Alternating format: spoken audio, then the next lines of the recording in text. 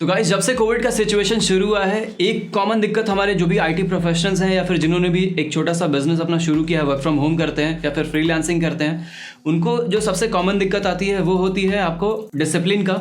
अगर आपने ऑफिस में पहले काम किया है होगा तो आपको एक चीज़ बहुत अच्छे से मालूम होगा कि वहाँ पे जो आपका पोटेंशियल होता था, जिस लेवल पे आप काम कर पाते थे, घर पे थोड़ा बहुत आपको ढिलाई हो ही जाता है। अगर आप बेड पे बैठ के काम करते हो या फिर अगर आप सोफ़ा पे करते हो, इवन आपके पास एक छोटा सा टेबल है, तो काफ़ी ज़्यादा चीज़ें आपकी क्लस्टर हो जाती हैं और थोड़ा बहुत आपका जो डिसिप्लिन होता है वो कहीं ना कहीं पे आपको हैंडर हो जाता है, जिसकी वजह से आपकी जो प्रोडक्टिविटी होती है वो आपका हैम्पर हो जाता है। तो आज मैं आपको एक छोटा सा गाइड बताने वाला हूँ जहाँ पे आप अपने कमरे के अंदर में, अपने बेडरूम के अंदर में ही एक छोटा सा अपना ऑफिस टाइप का एम्बियंस क्रिएट कर सकते हो, ताकि जो आपकी प्रोडक्टिविटी रहे वो काफ़ी हद तक इंक्रीज कर जाए। और वीडियो को शुरू करने से पहले मैं आपसे एक रिक्वेस्ट करूंगा कि इस वीडियो को बनाने में मुझे बहुत ज़्यादा मेहनत करना पड़ा है, क्योंकि हर जो छोटे कंपोनेंट्स मैं आपको बताने वाला हूं उसके लिए मुझे बहुत ज़्यादा रिसर्च करना पड़ा है, तब जाके मैंने इन सारी चीज़ों का लिस्ट तैयार किया आपके लिए।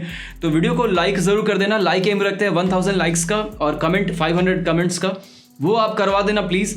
और फटाफट से वीडियो को शुरू कर लेते हैं। Let's roll the intro.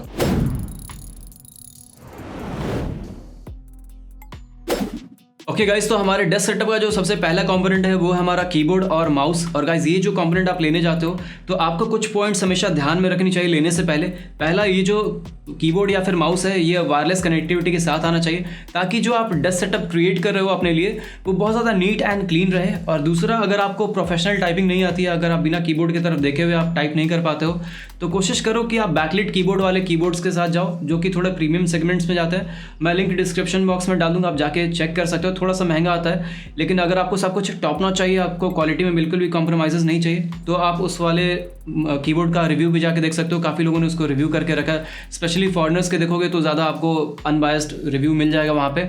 और दूसरी चीज़, उसका फ़ायदा आपको ये होगा कि इनकेस अगर आपका लाइट कट जाता है आपके कमरे में और आपको काम करना रहता है, तो उस केस में आप अंधेरे में अगर टाइप नहीं कर पाओगे तो बैकलिट जो कीबोर्ड रहेगा वो आपको कहीं ना कहीं पे आपको टाइपिंग में काफ़ी ज़्यादा मदद कर देगा। बात कर लेते हैं हमारे डेस्क सेटअप के दूसरे कंपोनेंट के बारे में, जो कि आता है एक लैपटॉप का स्टैंड। तो सबसे पहले मैं आपको ये समझा देना चाहता हूँ कि एक लैपटॉप का स्टैंड आपके डेस्क सेटअप में क्यों बहुत ज़्यादा इंपॉर्टेंट रहता है। जब भी आप गद्दे पे बैठ के काम करते हो या फिर सोफा पे बैठ के काम करते हो, इवन आप फ्लैट टेबल पे भी अगर अपने लैपटॉप को रख देते हो, तो आपके लैपटॉप को एक बार पलट के देखना, बैक में बहुत छोटे छोटे से छेद किए रहते हैं, वो आपको वेंटिलेशन के लिए दिया रहता है। तो जब भी आप इसको फ्लैट सरफेस पे रख देते हो तो वो जो पूरा एरिया रहता है वो चोक कर जाता है, जिसकी वजह से जो आपका लैपटॉप रहता है वो अच्छे से ब्रीथ नहीं कर पाता है। तो यहाँ पे काम आता है आपका लैपटॉप का जो स्टैंड है, वो आपको एक इंक्लिनेशन प्रोवाइड करता है, जिसकी वजह से जो आपका इनटेक रहता है आपके सिस्टम के अंदर में वो काफ़ी ज़्यादा अच्छा रहता है, और आपका जो कंप्यूटर रहता है वो ज़्यादा चिल्ड मोड में रहता है, और आपका जो भी लैपटॉप के कंपोनेंट्स हैं उनकी लाइफ बहुत ज़्यादा इंक्रीज़ हो जाती है।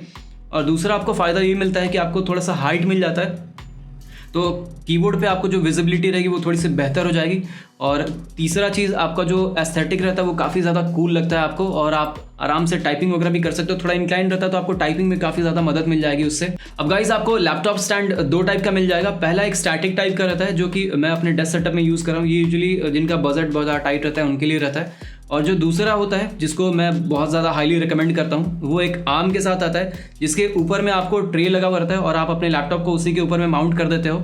और जैसे ही आपको कुछ काम रहा, अपने लैपटॉप को अपने स्लाइड किया अपने तरफ, उसके बाद कुछ काम किया, काम आपका हो गया, आप अपने आराम से उसको लैपटॉप को पुश कर दोगे। आपका जो आर्म उस पर लगा हुआ है, जिस पे ट्रे है, वो आराम से आपको साइड में कर देगा, और आपका जो स्पेस रहेगा आपके टेबल पे वो काफ़ी ज़्यादा अच्छे से वेल मेंटेन रहता है। इस वाले में उस टाइप की मोबिलिटी आपको नहीं मिलेगी। बढ़ते हमारे डेस्क सेटअप के तीसरे कंपोनेंट की तरफ, जो कि आता है कीबोर्ड का पैड। और गाइस, ये जो कंपोनेंट है आपको आपके ओवरऑल एस्थेटिक को काफ़ी ज़्यादा खूबसूरत बनाता है। जो आप डेस्क सेटअप क्रिएट कर रहे हो उसमें चार चांद लगाने का काम करता है। दूसरा फ़ायदा आपको ये मिलता है कि थोड़ा सा कुशनिंग का काम करता है। अगर आप लॉन्ग सेशंस तक टाइप करते हो तो आपके इस वाले सेक्शन में काफ़ी दर्द करेगा, तो वहाँ पे आपको हल्की सी पैडिंग मिल जाती है। ऑल्दो आप कीबोर्ड पे ज़्यादा लंबे टाइम तक अगर टाइप करते हो तो रिस्ट पैड अपने लिए ज़रूर लेना।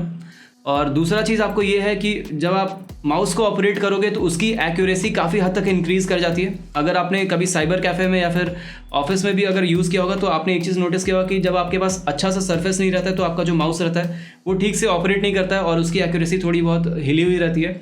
अगर आप प्रॉपर एक पैड यूज़ करोगे तो आपका जो एक्यूरेसी रहेगा माउस का वो काफ़ी अच्छे से वेल मेंटेन्ड रहेगा। बढ़ते हैं हमारे डेस्क सेटअप के चौथे कंपोनेंट के बारे में, जो कि आता है एक अच्छा सा हेडफोन। तो गाइस, जब भी आपने ऑनलाइन मीटिंग्स वगैरह अटेंड किए होंगे तो आपने एक चीज़ हमेशा नोटिस किया होगा कि कोई ना कोई ज़रूर बोलता है कि यार तुम्हारी आवाज़ अच्छे से क्लियर नहीं आ रही है, बहुत अच्छे से सुनाई नहीं दे रहा है। उसका सबसे बड़ा मेन रीज़न ये होता है कि जो माइक की क्वालिटी होती है या तो वो बहुत ज़्यादा अच्छी नहीं होती है, या फिर जो आप दूसरा रीज़न ये होता है कि जब आप लेड लगाते हो अपने कानों में तो उसका माइक का प्लेसमेंट आपके चेस्ट के पास में होता है, जिसकी वजह से आपकी जो वॉइस की क्वालिटी होती है बहुत ज़्यादा अच्छे तरीके से पहुंच नहीं पाती है।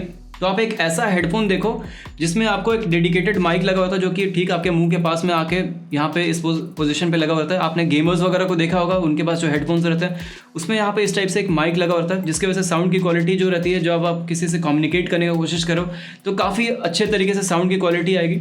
तो आप कुछ उस टाइप के हेडफोन्स देख सकते हो, उसका भी लिंक मैंने डिस्क्रिप्शन बॉक्स में डाल दिया, आप जाके चेक कर सकते हो। और इसमें आपको दो वैरायटीज़ मिल जाएंगे। पहला, जो अगर आप बजट में हो तो 2-2.5 में आपको कोई वायर्ड वाला ले सकते हो। अगर आपको वायरलेस में चाहिए तो वो थोड़ा सा महंगा पड़ जाएगा। स्टिल आप जाके चेक कर सकते हो, मैंने उसका भी लिंक आपको डिस्क्रिप्शन बॉक्स में डाल दिया है। बढ़ते हैं हमारे डेस्क सेटअप के पांचवें कंपोनेंट की तरफ, जो कि आता है वायरलेस एंटेना फॉर लैपटॉप्स। और गाइज, अगर आपके पास कोई पुराना लैपटॉप है जिसमें आपको वाईफाई में कनेक्शन में दिक्कत होती है, इनकेस अगर आप कुछ घंटे यूज़ करते हैं उसके बाद आपका कनेक्शन अचानक से टूट जाता है, फिर आपको ड्राइवर्स में जाके चीज़ें शॉर्ट आउट करनी पड़ती हैं, और अगर आप बहुत ज़्यादा टेक्निकल नहीं हो तो आपको थोड़ा सा दिक्कत भी हो सकता है। तो उन सारी चीज़ों को टैकल करने के लिए आप वायरलेस डोंगल यूज़ कर सकते हो। पूरा प्लग इन प्ले वाला हिसाब किताब रहता है, जो भी ड्राइवर्स रहेंगे आपको नेक्स्ट करते जाना है, आपका पूरा सेटअप रेडी हो जाएगा। और दूसरी चीज़, आपको इसमें स्पीड बहुत ज़्यादा बेहतर मिल जाएगी। अगर आपके पास सपोज 100-150 Mbps का आपने वाईफाई का प्लान लेके रखा है, लेकिन अगर आपके पास लैपटॉप बहुत ज़्यादा पुराना है तो वो आपको उस लेवल की स्पीड नहीं दे पाएगा। तो यहाँ पे आपको जो वायरलेस एंटेना है ये आपको बहुत ज़्यादा हेल्प कर देगा, आपको अच्छी स्पीड और कनेक्टिविटी अटेन करने में। बढ़ते हैं हमारे डेस्क सेटअप के छठे कंपोनेंट की तरफ, जो कि आता है एक अच्छा सा मॉनिटर आपके लैपटॉप के लिए। और गाइज, ट्रस्ट मी, अगर आप अपने लैपटॉप के लिए एक अच्छा सा मॉनिटर बाय कर लेते हो तो आपका जो लाइफ है वो बहुत ज़्यादा कन्वीनियंट हो जाएगा, स्पेशली तब जब आपको मल्टीटास्किंग का काम करना रहता है, अगर आपको अलग अलग टास्क पे काम करना है उस केस में।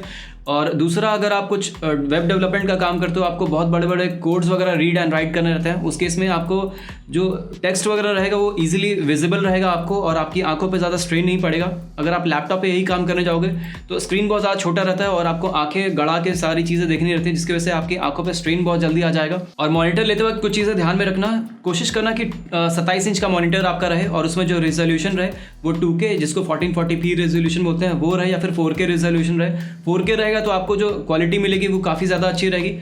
रिफ्रेश रेट पे आपको पैसा बर्बाद करने की जरूरत नहीं है, आप 60 से 75 हर्ट्ज वाले मॉनिटर बाय कर सकते हो until and unless you are a gamer. और गाइस, लिस्ट का जो सातवां कंपोनेंट है काफ़ी इंटरेस्टिंग कंपोनेंट है, स्पेशली उनके लिए जिनको ट्रैवल करते हुए अपना ऑफिस का भी काम देखना रहता है। मैं बात कर रहा हूँ एक मिनी पावर बैंक का, जो कि एक नॉर्मल पावर बैंक नहीं है, 60,000 mAh की बैटरी के साथ आता है, जो कि आपके लैपटॉप को आराम से 2 से 3 बार बड़े आराम से चार्ज कर देगा, और डिपेंडिंग अपॉन आपकी बैटरी की साइज़ कितनी बड़ी है। और दूसरा चीज़, अगर आप घर पे भी कुछ काम करते हो लेकिन आपका काम ऐसा रहता है कि जितनी देर आप काम करो आपको पावर सप्लाई कंटिन्यूस चाहिए और आपको वाईफाई में भी आपको कोई भी दिक्कत नहीं होनी चाहिए, तो ये जो पावर बैंक है आपका, ये जो मिनी इन्वर्टर है, ये आपको दोनों काम करके दे सकता है। आपके वाईफाई को भी पावर दे सकता है और आपके लैपटॉप को भी कंटिन्यूसली चार्ज करता हुआ रह सकता है। बढ़ते हमारे डेस्क सेटअप के 8वें कंपोनेंट की तरफ, जो कि आता है एक मॉनिटर का आर्म। और गाइस, इसमें आपको बहुत ज़्यादा वैरायटी मिल जाएगी। जैसे आप सिंगल मॉनिटर आर्म सेटअप करना चाहते हो तो आपको वो भी मिल जाएगा। अगर आपको डुअल मॉनिटर सेटअप करना है तो उसके लिए आपको डुअल मॉनिटर वाला आर्म मिल जाएगा। ट्रिपल करना है वो भी मिल जाएगा।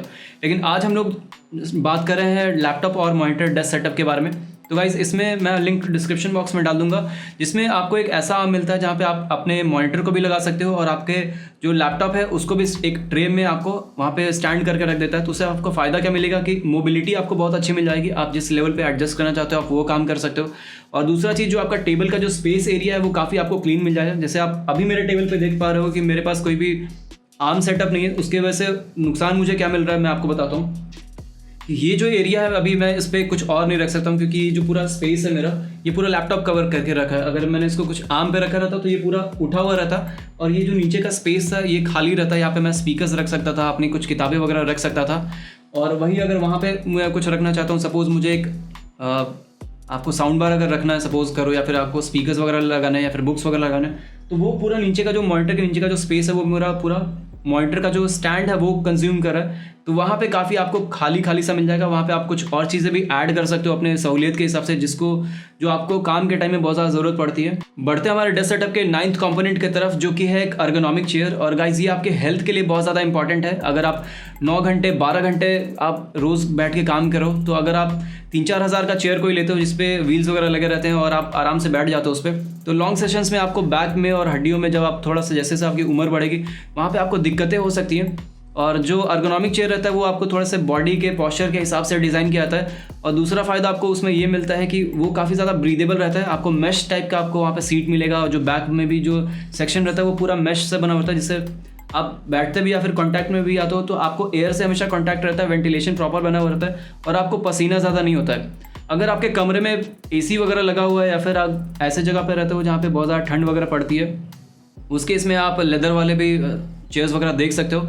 लेकिन अगर आप ऐसे जगह पे रखते हो जहाँ पे पंखा वगैरह आप चला के रहते हो या फिर आपको थोड़ा बहुत पसीना वगैरह का इशू होता है, तो आप कोशिश करो अर्गोनॉमिक चेयर की तरफ जाने की। मैं उसका भी लिंक आपको डिस्क्रिप्शन बॉक्स में डाल दूंगा। देखो गाइस, ये जो अर्गोनॉमिक चेयर्स होते हैं ये आपको यूजुअली नॉर्मल चेयर के कंपैरिजन में थोड़े से महंगे आते हैं, लेकिन आपको हमेशा अपने हेल्थ को पहले प्रायोरिटी रखना चाहिए, क्योंकि 9 से 12 घंटे आप जहाँ पे बैठ के काम कर रहे हो वो आपके लिए पॉस्चर और वो पोजीशन आपके लिए बहुत ज़्यादा इंपॉर्टेंट है। और भगवान ना करे आपको कभी अगर आपके स्पाइनल कॉर्ड में कुछ दिक्कत हुआ तो ऑपरेशन का जो खर्चा होता है वो बहुत ज़्यादा महंगा हो जाता है, और जिस ट्रॉमा के साथ जो आप जो गुजरोगे वो अनबियरेबल रहता है और ये एक लाइफ लॉन्ग मुसीबत हो जाती है।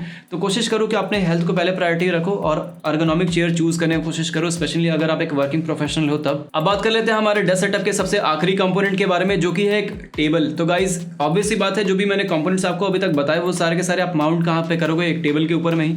तो मैंने डिस्क्रिप्शन बॉक्स में आपको 2 टाइप के कंपोनेंट्स, 2 टाइप के टेबल्स आपको वहाँ पे लिस्ट डाउन कर दिए। पहला जो टेबल है वो आपको एक नॉर्मल सा टेबल है, जैसे ये स्टैटिक टेबल है उस टाइप का, और जो दूसरा टेबल है वो अर्गोनॉमिक टेबल है, वो एक इलेक्ट्रिक टेबल है। अगर सपोज आप बैठ के कुछ काम करें, उसके बाद आपका मन किया कि अब आप कुछ खड़ा होकर थोड़ी देर काम करना चाहते हो, तो उसमें आपको एक बटन दिया रहता है जिससे उसको क्लिक करोगे तो वो आपको ऊपर नीचे आपके हाइट के हिसाब से आप जिस पोजीशन पे चाहते हो एक सर्टेन हाइट तक वो उठता है, और वहाँ पे आप खड़े होकर कुछ घंटे काम कर सकते हो। फिर आपको लगा कि आप अब बैठ जाना चाहिए तो वापस से आप बैठ भी सकते हो। वो थोड़ा सा महंगा आता है। और अगर आप स्टैटिक टेबल बनवाने वाले हो तो कोशिश करो कि आप किसी लोकल वेंडर को, जो लोकल आपका कारपेंटर है, उससे बनवा लो। सेम बजट में आपको काफ़ी अच्छा टेबल बना के दे देगा। ओके गाइस, तो आज के वीडियो में बस इतना ही था। इस वीडियो में मुझे बहुत ज़्यादा मेहनत लगी और आप टाइम भी देख सकते हो कि मैं कब से बकबक किए जा रहा हूँ, और जो रिसर्च इस वीडियो को बनाने में था वो मुझे बहुत ज़्यादा मेहनत करना पड़ा है। तो प्लीज़ इस वीडियो को अपने दोस्तों को ज़रूर शेयर करिएगा, और आपका फेवरेट पार्ट कौन सा था इस वीडियो में मुझे वो कमेंट सेक्शन में ज़रूर बताइएगा। तब तक के लिए अपना ध्यान रखिए। Bye bye and piece.